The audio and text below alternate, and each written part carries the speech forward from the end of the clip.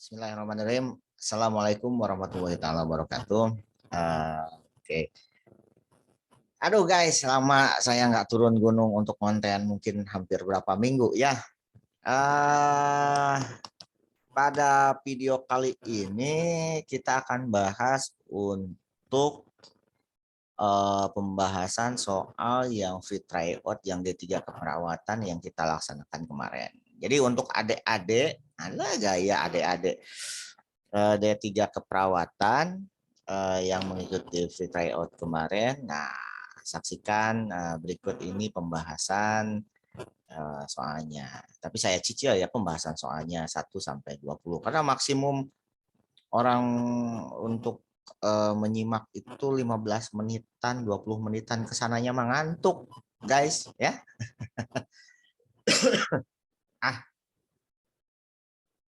Begitu.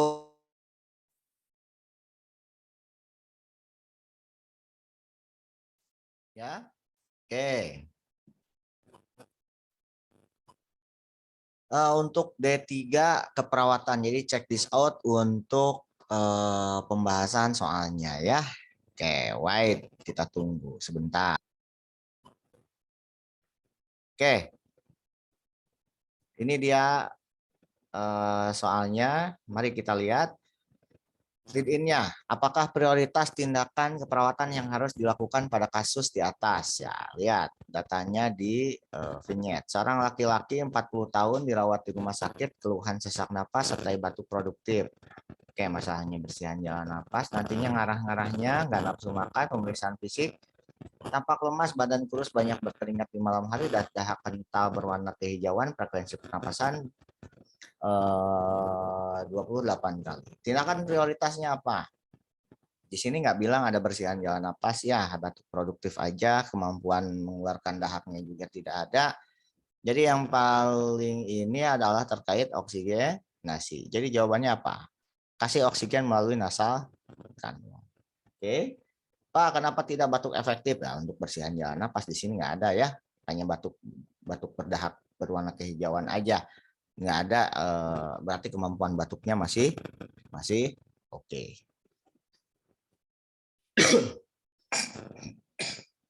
Oke, oksigen dulu.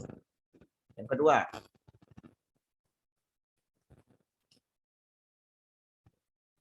apakah posisi yang tepat untuk masalah oksigenasi pasien tersebut? Laki-laki 32 tahun di rumah sakit dengan keluhan sesak napas setelah makan seafood. Yang ditanya posisi ya, pada pemeriksaan fisik ditemukan bunyi napas wheezing. Nah, ini otomatis bersihan jalan napas ya, bibir sianosis. Ini pola napas, ada retraksi interkostal, kemudian berkeringat dingin dan frekuensi napas 30 kali per menit. Posisi yang tepat untuk mengatasi masalah oksigenasi, yang ditanya posisi, berarti posisinya adalah semi Fowler atau high Fowler. Ditinggikan ya. Sip. Next. Soal nomor 3. Soal nomor 3. Apakah indikator utama dari perawatan pasien tersebut? 45 tahun udah dirawat 4 hari karena mengalami benturan pada daerah dada katanya ya. Hasil pemeriksaan ronsen menunjukkan pasien mengalami hemotorak, perdarahan ya. Saat ini pasien dipasang WSD untuk mengeluarkan darah dari rongga pleura. Dan pada selang WSD nggak ada sumbatan atau alirannya lancar. WSD-nya lancar. Berarti apa indikator utama perawatan tersebut? Ini ada di materi bimbel ruang ukom saya. Silahkan yang mau daftar bimbel ruang ukom semuanya yang sesuai kisi-kisi untuk D3 keperawatan. Silakan boleh daftar langsung ke WhatsApp web kami di link deskripsi nomornya. Kalau males silahkan catat nomornya di 0819871229. Nah, silahkan langsung WhatsApp kami di sini. Hubungi kami kalau mau daftar bimbel ukom khusus D3 keperawatan di sini. Oke, yang ditanya Indikator utamanya apa? Berarti tidak ada penambahan jumlah darah dalam botol WSD. Nah, itu kriterianya. Nah, kita akan belajar itu semua yang sesuai kisi-kisi yang ada di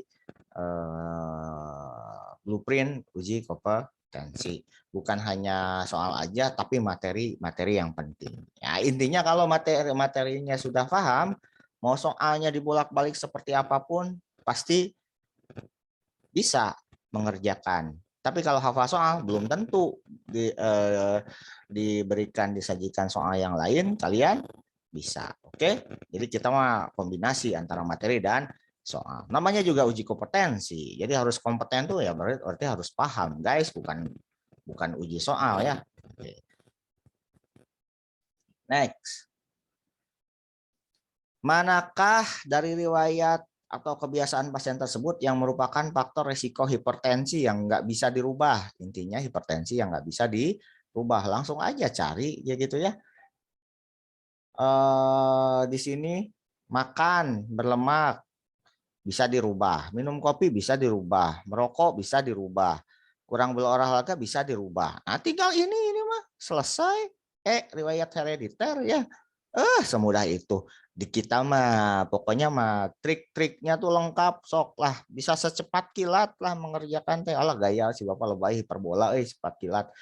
Kurang dari 1 menit insya Allah kalian bisa mengerjakan. Oke, kalau berlatih dengan kita. Yuk, lanjut.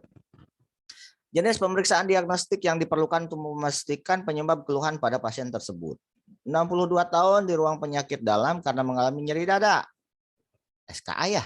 Ketika sedang jalan pagi di sekitar rumahnya, nyeri menjalar ke SKA ya. Desakan hilang dan timbul. Pada pemeriksaan fisik diperlukan terdengar bunyi jantung tambahan dan irama irreguler. Jenis pemeriksaannya ya EKG ya. Betul kan? EKG.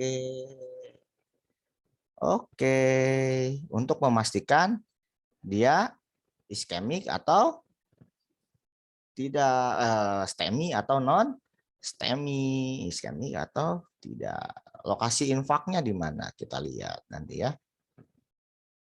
Apakah masalah keperawatan utama pada pasien tersebut? 60 tahun di rumah sakit karena mengalami gagal jantung. Klien mengeluh kedua kaki bengkak, cepat lelah, sesak napas jika tidur terlentang. Ini apa masalahnya? Oke, di sini ketua kaki bengkak, kalian jangan langsung bilang ini apa namanya kelebihan volume cairan, guys. Hati-hati karena tidak ada piting udemnya. Ya, yang jadi data intinya di sini cepat lelah, sesak jika tidur terlentang. Berarti derajat NYHA-nya itu bermasalah gitu ya. Oke, derajat berapa? Sekitar derajat 3, derajat 4. Kalau derajat 3, derajat 4 ya udah apa namanya? Kalau tidak intoleransi aktivitas, tapi di sini intoleransi aktivitasnya nggak ada, berarti yang ditanya masalah keperawatan utama ya yang menyebabkan ini adalah apa? Penurunan curah jantung. Sip, good. Soal nomor 7. Soal nomor 7. Yang ditanya adalah prioritas rencana keperawatan. Prioritas rencana keperawatan yang perlu diberikan. Renpra ya. Nah, kalau ditanya Renpra, rencana keperawatan harus tahu masalah keperawatannya dulu. Di 25 tahun, muntah, BAB, ini mah masalah kecairan. Kemungkinan ya. Tapi lihat turgor kulitnya. Turgor kulitnya menurun, udah jelas. Masalahnya adalah kekurangan volume cairan. Berarti rencananya adalah kasih cairan. Gitu ya. Pak, kenapa nggak ngasih minum oralit? Betul, minum oralit, tapi di sini kan di mana? Di rumah sakit. Kalau oralit di mana? Pertolongan pertama di rumah, ya. Jadi kasih berikan cairan. Tambah lagi di sini udah derajat berapa dehidrasinya nih? Tekanan darah 85, nadi udah 110 tuh ya. Next, soal nomor 8. Apa lead-in-nya? Prioritas intervensi. Oke. Laki-laki 28 tahun di rumah sakit keluhan demam selama 7 hari, hipertermi. Oke. Nggak nafsu makan, suhu tubuh, data tunggal ya. Suhu tubuh 38,5. Berarti prioritas intervensinya kasih kompres. Kompresnya apa? Kompres dingin di daerah ketiak. Oke, di daerah yang pembuluh darahnya yang besar. Betul, betul, betul, betul. Yang terkait hipertermi ya kompres. Good. Soal nomor 9, guys. Apakah tindakan yang harus dilakukan oleh perawat? Tindakan. Oke. D3 mah soalnya gini, banyaknya prioritas tindakan, prioritas rencana. Nah, kayak gini. Umur 16 tahun, 3 hari di rumah sakit dengan keluhan muntah berdarah. Keadaan umum lemah, konjungtiva pucat, sklera tidak iterik, sudah dipuasakan ya, sedang dipuasakan, kemudian telah dilakukan pemasangan NGT. Perawat bermaksud memantau ketepatan posisi NGT. Gimana caranya? Pakai WUS atau pakai ini nih, teknik WUS ya, atau dimasukkan ke dalam air, gitu ya. Good. Masukan udara kan didengarkan di kuadran sebelah kiri ya, blup gitu kan kedengaran. Sip, good. Next. 13. Maaf kok 13. Soal nomor 10. Di sini, apakah prioritas tindakan keperawatan yang harus dilakukan pada kasus di atas, guys? Jadi seorang laki-laki di sini katanya dirawat 5 hari di rumah sakit karena menjalani operasi post-op appendektomi. Klien mengeluh nyerinya ringan. Ingat, pada pemeriksaan fisik diperoleh terdapat luka operasi di daerah kuadran kanan bawah abdomen yang masih basah. Prioritas tindakan perawatan luka karena nyerinya masih ringan. Masalahnya kan di lukanya. Oke. Soal nomor 11. Apakah indikator utama keberhasilan perawatan tersebut? Yang ditanya indikator keberhasilan. Perempuan usia 18 tahun di rumah sakit karena mengeluh mual, badan terasa lemas. Pemeriksaan fisik kulit skala ikterik. Hepatitis ini mah kayaknya ya. Berat badan menurun, suhu tubuh 37,8. Tuh benar. HbSAg positif ya. Indikator utamanya di sini suhu 37,8 nah ini. Berat badan pasien meningkat. Sip. Indikator utamanya berat badannya. Walaupun nggak ada penurunan berat badan di sini. Masalahnya datanya apa ya, mana? Datanya itu ya tunggal di sininya, walaupun nggak ada disebut apa namanya, data berat badannya nggak ada, walaupun kurang gitu kan. Tapi kita cari yang paling tepat. Sip. 12.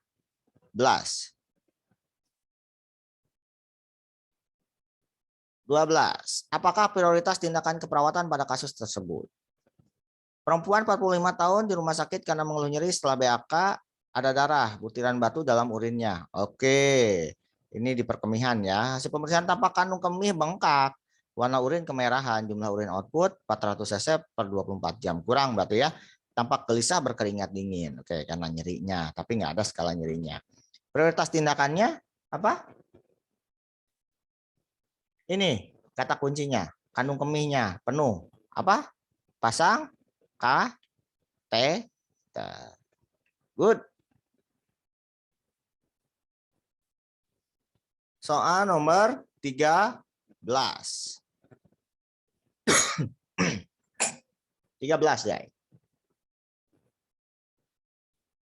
Apakah prioritas tindakan keperawatan pada kasus tersebut? Laki-laki usia 55 tahun di rumah sakit karena baru 6 jam lalu menjalani operasi pengangkatan batu kandung kemih. Oke, post op.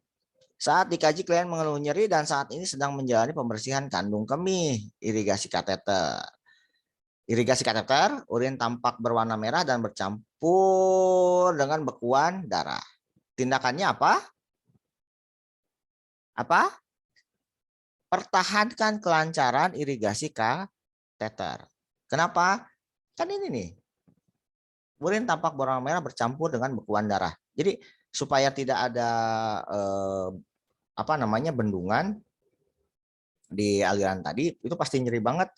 Jadi kita tetap pertahankan kelancaran irigasinya. Oke? Next. 14, soal nomor 14, mari soal nomor 14. Apakah prioritas intervensi keperawatan pada pasien tersebut? Laki-laki umur 65 tahun dengan post-op pengangkatan prostat akibat BPH. Pada pengkajian terpasang polikateter sudah 2 minggu. Warna urin kuning jernih. Pada hari ini pasien direncanakan akan dilakukan pelepasan polikateter. Prioritas intervensinya apa?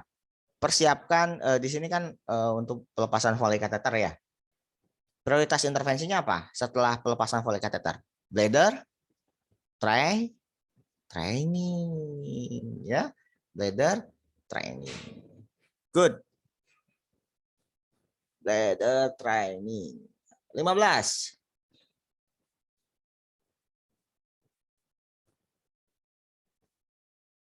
Apakah prioritas masalah keperawatan pada kasus tersebut? Perempuan 55 tahun, penyakit dalam, glomerulonefritis akut. Hasil pemeriksaan diperoleh data tampak sesak, anoreksia, mulut napasnya tercium bau, ureum, serta terdapat udem di seluruh tubuh. Udem anasarka. Berarti prioritas masalahnya adalah kelebihan volume cairan. Udah jelas data mayornya lebih ke kelebihan volume cairan. Nah, jadi kalau kalian bimbel di ruang ukoma, insya Allah kalian bakal mudah memahami dalam menjawab soal karena kita berikan tip triknya mengerjakannya kayak masalah, menentukan tindakan sesuai dengan memprioritaskan data mayor dan data minornya gitu ya. Jadi gampang pahamnya gitu. Jadi jangan lupa yang mau daftar silahkan langsung chat di WhatsApp kami yang tadi sudah saya itu di atas atau lihat di link deskripsi lagi ya untuk ininya. Yuk, mumpung masih promo tuh sampai tanggal 25 masih 100.000 gitu ya. Kalau sudah di atas tanggal 25 itu sudah naik, kita naik gitu ya. Yuk. Kemudian soal nomor 16. Masalah keperawatan utama pada pasien tersebut. Perempuan 63 tahun dirawat di rumah sakit karena mengalami udem di seluruh tubuh. Udem anasarka. Gitu ya. Udem anasarka. Udah jelas kalau udem seluruh tubuh mau udem anasarka kelebihan volume cairan. Oke, selesai. 17.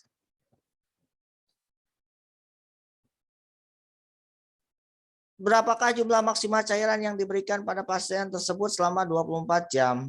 Oke.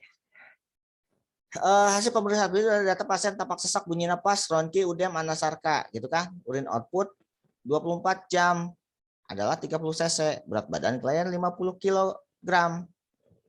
Berarti berapa maksimumnya? Di sini lihat balance-nya, gitu ya. Di sini urin outputnya berapa? 300 ya? 300. Berat badan di sini berapa? 50. Nah, berarti ya kan ininya yang normalnya itu adalah dewasa itu 0,5 di sini per 24 jam ya. 0,5 sampai 1 cc per kilogram berat badan per jam.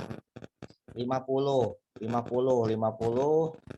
1 kali 50 cc per jam. Sekarang kalau 50 cc per jam Di sini urin outputnya berapa? 300 ya. Oke, 50 cc per jam dikali 24 jam 54. Nah, kalikan 1000-an ya.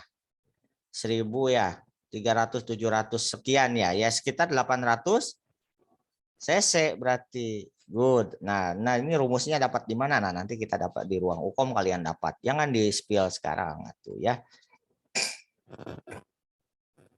Soal nomor 18. Masalah keperawatan utama pada pasien tersebut. Laki-laki umur 60 tahun di rumah sakit karena menderita stroke infak. Pada pengkajian data tingkat kesadaran stupor. Bunyi napas terdengar ngorok, lemah tubuh sebelah kanan. Stroke ya, refleks menelan menurun dan terdapat paralisa pada otot wajah. Resiko aspirasi ini mah guys. Ya. Resiko aspirasi. Kalau ditanya masalah keperawatan prioritas karena refleks menelan menurun. Tapi kalau ditanya masalah keperawatan utama, di sini resiko aspirasinya nggak ada, berarti jawabannya apa?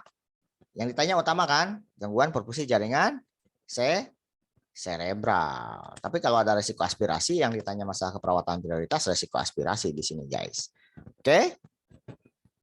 Pak kok bisa gitu sih Pak ininya? Pokoknya kalau mau paham nanti materi-materinya akan diberikan di program bimbel ruang UKOM. Kisi-kisinya kita sesuai kisi-kisi ya. 19. Apakah posisi yang paling tepat untuk pasien tersebut? Yang ditanya posisi guys. Alah posisi gayanya apa tuh katanya. Laki-laki 56 tahun dirawat di rumah sakit karena menderita stroke. Nah, perdarahan, stroke perdarahan.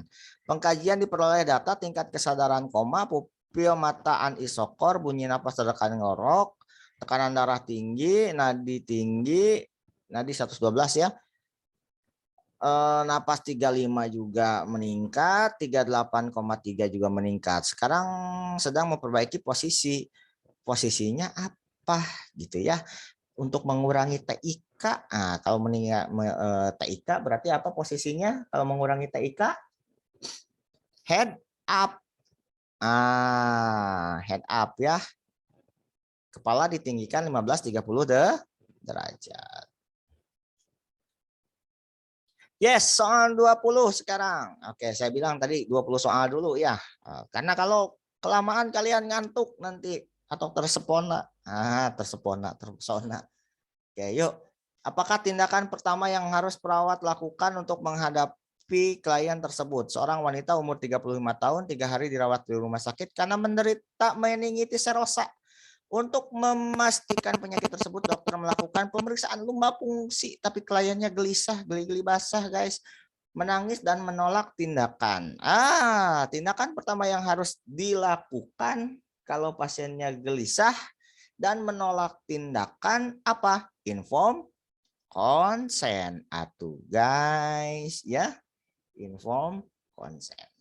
Jelaskan tujuan, tanya persetujuan gitu ya. Nah, jadi itu guys apa namanya pembahasan kita part pertama soal nomor 1 sampai 20. Jadi tetap nantikan pembahasan soal selanjutnya. Jadi kita per hari satu hari bisa 2 kali video mungkin teks sesuai dengan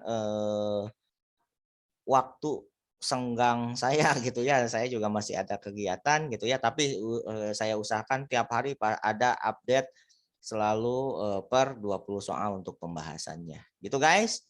Mohon maaf kemarin vakum saya berapa lama karena beberapa kesibukan saya. Jangan lupa yang belum subscribe, bunyikan tanda loncengnya biar tidak ketinggalan, biar saya update video itu langsung muncul notifikasi di kalian, gitu ya. Yang belum subscribe silahkan subscribe karena subscribe itu gratis guys. Oke, yang mau daftar silahkan daftar di WhatsApp official kita di 0819871229. Lihat di link deskripsi yang mau daftar di program bimbel Ruang Ukom.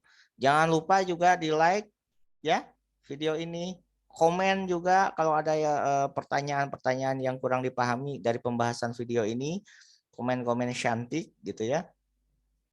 Dan jangan lupa di-share ke kawan-kawan kalian, oke? Oke, itu ya. Salam kompeten. Ingat dari untuk pendaftaran sampai tanggal 25 ini program bimbel kita harganya masih 100.000, masih promo. Dari tanggal 25 ke atas sampai tanggal 11 jadi cepet gocap 150. Jadi buruan daftar ya. Si Bapak promo di awal, di akhir, di tengah ya, biarin atau namanya juga iklan gitu ya. Nah, jangan di skip atau iklannya ya. Yuk segera gabung. Oke, salam kompeten sekali lagi dari saya. Salam sehat juga, mudah-mudahan kompeten bagi kalian semua. Itu doa saya dan harapan saya. Pak, itu 100-150 teh pendaftarannya aja atau ada biaya-biaya lain? Nggak ada, full. Jadi cepet 150 itu 100.000 itu udah full. Kalau yang sampai tanggal 25, 16 pertemuan dengan 3 kali tryout yang itu. Jadi buruan daftarlah sebelum naik gitu ya. Mumpung masih promo, yuk mumpung saya masih baik gitu ya. Oke, sekian dari saya. Assalamualaikum warahmatullahi taala wabarakatuh.